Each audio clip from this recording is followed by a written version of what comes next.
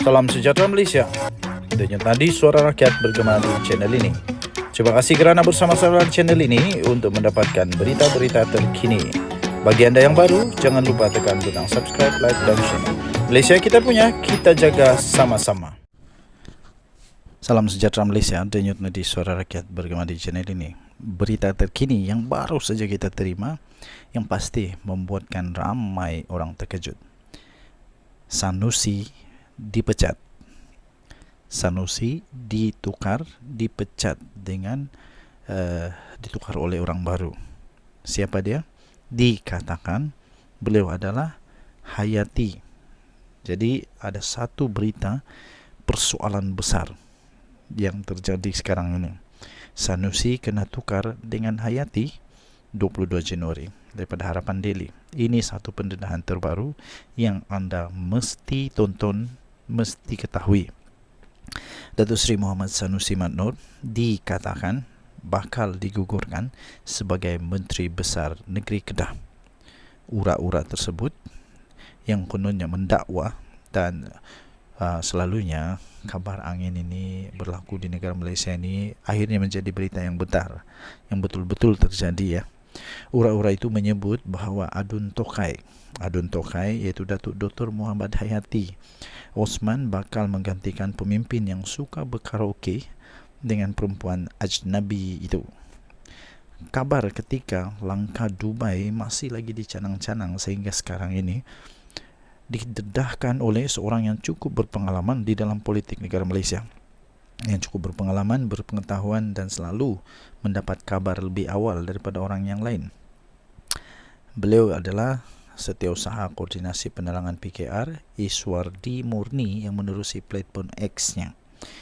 Beliau menulis angin bertiup kencang, yang Sanusi bakal diganti oleh Muhammad Hayati Osman sebagai MB Kedah. Ayat PAS Kedah bawa Sanusi itu umpama memikul biawak hidup. Tahniah YB Hayati, Dun Tokai, kata Iswardi.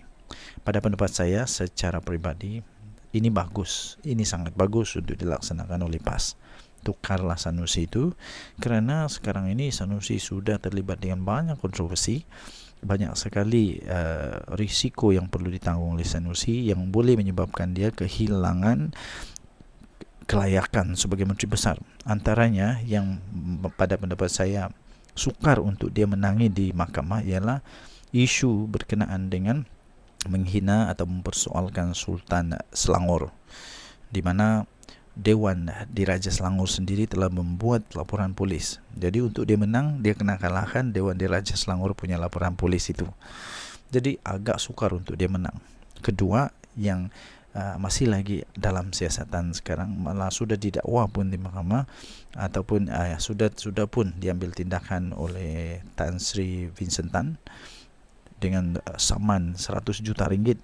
Nah, kalau dia kalah, mana nak cari 100 juta tu? Mana nak cari? Jadi mau tidak mau, kalau pendapat saya lebih baik tukarkanlah dia sekarang. Pecatlah dia sekarang, tukar dengan yang baru. Itu lebih baik. Hayati yang sekarang ini berusia 67 tahun merupakan bekas ahli Parlimen Pendang di antara 2004 sehingga 2013. Jadi pengalaman yang ada pada Dr. Hayati ini adalah lebih besar, lebih luas daripada Sanusi. Sanusi tidak pernah memegang jawatan sebagai ahli Parlimen, jadi dia tidak tahu apa yang terjadi di Parlimen. Dia hanya Menteri Besar Kedah, Menteri Besar saja, tidak pernah ke Parlimen. Jadi kalau Hayati ini betul-betul menjadi Menteri Besar, dia rasanya lebih baik, lebih pengalaman, lebih berpengetahuan luas di dalam selok-belok pentadbiran negara Malaysia dan selok-belok politik negara Malaysia. Beliau sebelum ini merupakan doktor perubatan yang berkhidmat di Hospital Besar Kuala Lumpur, Hospital Alostar dan Hospital Baling dan juga Hospital Alosetar. Kemudian bapa kepada 7 anak itu kemudian membuka klinik di Pendang pada tahun 1995. Tuan-tuan dan puan yang dihormati sekalian, pengerusi PN Kedah itu boleh dianggaplah sebagai seorang menteri besar yang paling kontroversi dalam blok pembangkang. Paling kontroversi, banyak kontroversi yang hinggap pada dirinya. Beliau juga adalah timbalan Pesuruhjaya PAS Kedah. yang juga adalah pengarah pilihan raya untuk Perikatan Nasional, yang telah pernah menyentuh sensitiviti 3R yang tidak dibenarkan untuk disentuh oleh mana-mana pihak, termasuk agama, kaum dan institusi diraja. Pelantun karaoke sampai awal pagi itu pernah heboh didakwa telah menghina Sultan Selangor ketika membandingkan urusan pelantikan beliau sebagai Menteri Besar Kedah dan Datuk Seri Amiruddin Syari sebagai Menteri Besar Selangor. Denyut nadi Suara Rakyat bergema di channel ini. Kita nantikan benarkah Sanusi akan dipecat. Kita jumpa lagi. Bye-bye. Salam sejahtera Malaysia. Denyut nadi Suara Rakyat bergema di channel ini. Tuan-tuan dan puan-puan yang dihormati sekalian, 4.5 juta sekarang seolah-olah kedengarannya dah jadi sedikit, dan seolah-olah sekarang ini rakyat Malaysia sudah dihidangkan dengan jumlah-jumlah wang yang daripada ratusan juta, puluhan juta, kemudian ratusan juta, kemudian bilion. Akhirnya rakyat Malaysia seolah-olah dah biasa dengan perkataan ini. Saya ingat dulu ketika pertama kali saya dengar rasuah yang dikaitkan dengan bekas Perdana Menteri Datuk Seri Najib Tun Razak 2.6 bilion, saya rasa, oi, banyaknya, banyak nih, dan tak biasa dengan jumlah tu kan, jadi kita terkejut. Tapi rupanya sekarang nampaknya semakin hari semakin jumlah itu semakin besar. Terbaru ini 4.5 bilion. Dah makin rasa, ui, geng-geng ni kalau memang nak sakau duit 4 bilion tu pun dah sedikit. Wah, macam begitulah. Apa tidaknya ada berita terbaru yang baru diterima daripada Buletin TV3. Ramai orang yang kata ini tak sampai berita TV3, ini sampai berita TV3 Diambil daripada laman web TV3 sendiri. Kediaman Tan Sri diserbu oleh SPRM. Tan Sri diserbu oleh SPRM kerana kes perolehan yang bernilai 4.5 bilion ringgit Malaysia. Tahu tak tahu banyak mana 4.5 bilion ini? Sangat-sangat banyak. Malah ianya boleh diberikan kepada sebuah atau beberapa buah negeri untuk bajet tahunan. Jadi 4.5 bilion boleh bagi pada satu negeri untuk beberapa tahun pembangunan. Tapi kalau ini betul kena sakau, wah, betapa ruginya rakyat Malaysia. Suruhanjaya Pencegahan Rasuah Malaysia SPRM telah menyerbu kediaman seorang ahli perniagaan bergelar Tan Sri. Bagi siasatan berhubung dakwaan rasuah, mendapatkan perolehan pembekalan dan mengurus flat kenderaan kerajaan Malaysia bernilai 4.5 bilion. Banyak tak banyak? Nanti kamu tengoklah berapa banyak 4.5 bilion ni boleh beli, boleh lakukan.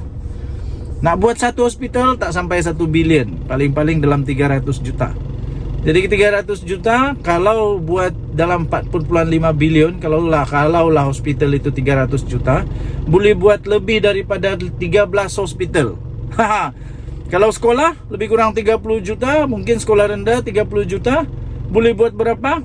Boleh buat ratus-ratus sekolah. Dengan 4.5 bilion. Banyak tak banyak? Begitulah banyak dia. Kalau buat jambatan, mungkin dalam 5 juta jambatan, berapa ribu jambatan boleh buat? Bayangkanlah betapa banyaknya 4.5 bilion ini. Turut diserbu 4 syarikat, termasuk salah satu daripadanya adalah syarikat pembekal kenderaan bagi mendapatkan dokumen-dokumen berkenaan. Menurut sumber, kehadiran pegawai SPRM di kediaman ahli perniagaan itu terletak di ibu negara itu dipercaya dilakukan pada 10 pagi. 3 lagi syarikat yang diserbu adalah entiti yang melaksanakan pelaburan yang membabitkan kewangan milik Tan Sri itu. Kehadiran SPRM di semua lokasi termasuk di kediaman milik Tan Sri berkenaan adalah bagi memperoleh dokumen berkaitan kewangan yang boleh membantu siasatan. Rakyat Malaysia jangan marah. Ini kerja SPRM. Sepatutnya kita bersyukur dengan kerja SPRM yang buat betul ni. Kita sokong, hapuskan rasuah ini. Dengan penjelasan yang saya buat tadi tu, sepatutnya rakyat Malaysia menyedari betapa teruknya rasuah ini. Kalau tidak, negara Malaysia dah berapa banyak hospital, dah berapa banyak jambatan di Sabah ni yang boleh dibuat. Berapa banyak sekolah yang boleh dibuat di pedalaman negeri Sabah, Sarawak. Berapa banyak. Tapi kerana adanya ketirisan-ketirisan, sakau-sakau ini, yang terjadi kesian sungguh. Sumber berkata dokumen itu diambil SPRM bagi penelitian lanjut dan melihat sama ada terdapat pelakuan rasuah dan perolehan kontrak dalam perolehan kontrak kerajaan. Jadi jangan dulu buat kesimpulan, belum ada keputusan sama ada atau tiada, tapi ini memang tugas SPRM untuk menyiasat. Kalau ada, adalah. Tak ada, baguslah. Kalau ada, sedialah rasakan karma. Susulan siasatan yang dilakukan SPRM dikatakan dilaporkan ada 100 akaun persendirian dan syarikat yang di bawah kawalannya diperoleh SPRM bagi semakan lanjut, namun tiada pembukuan akaun dibuat. Buletin TV3 masih berusaha untuk mendapatkan pengesahan SPRM berhubung perkembangan siasatan berkenaan. Ini dilaporkan dalam buletin TV3.my. Jadi siapakah Tan Sri itu? Ada laporan mengatakan Tan Sri itu adalah rakan kepada ahli perniagaan bilioner Daim Zainuddin. Walaupun begitu, belum ada pengesahan yang dapat diperolehi siapa sebenarnya beliau ini. Kita nantikan laporan demi laporan yang seterusnya. Siapa mereka? Kita korek bersama-sama. Yang pasti kebenaran perlu diketahui oleh rakyat, bukannya untuk kita menghentam, tapi supaya rakyat tahu apa yang terjadi, supaya rakyat sedar bahawa kerajaan sekarang ini adalah kerajaan yang cuba berusaha untuk memperbaiki semula kerosakan yang telah terjadi di negara Malaysia. Jadi ramai orang yang cuba untuk menghentam, cuba untuk mengkritik, cuba untuk macam-macam lah cubaan untuk memburuk-burukkan kerajaan sekarang ini. Manakala bagi orang-orang yang memang mempunyai fikiran yang tidak terpengaruh dengan dakwah politik, tidak terpengaruh dengan penyelewengan fikiran melalui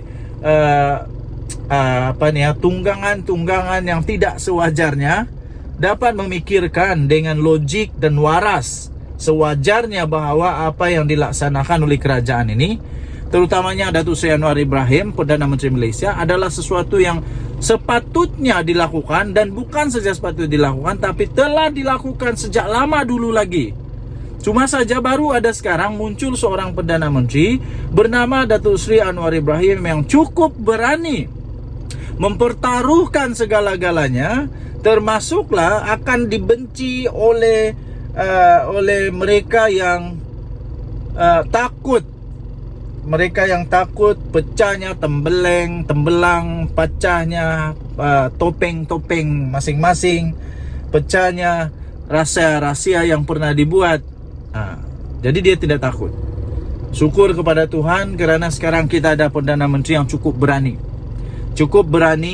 pandai menggunakan semua sumber yang ada, bukan menyalahgunakan seperti yang didakwa oleh beberapa pihak. Datuk Seri Anwar Ibrahim bukan menyalahgunakan, cuma dia menggunakan kuasa dengan baik. Kalau tengok kepada bidang kuasa dan tugas-tugas yang sepatutnya ada kepada seorang Perdana Menteri, salah satunya apa yang dilakukan oleh Datuk Seri Anwar sekarang. Tetapi untuk mengayakan, untuk memperkayakan diri sendiri, untuk saka, untuk ambil kesempatan, untuk seleweng, itu tidak ada. Denyut Nadi Suara Rakyat bergema di channel ini. Jangan lupa tekan butang subscribe, like dan share. Malaysia kita punya, cintai Malaysia ku. Kita jaga kita. Bye-bye.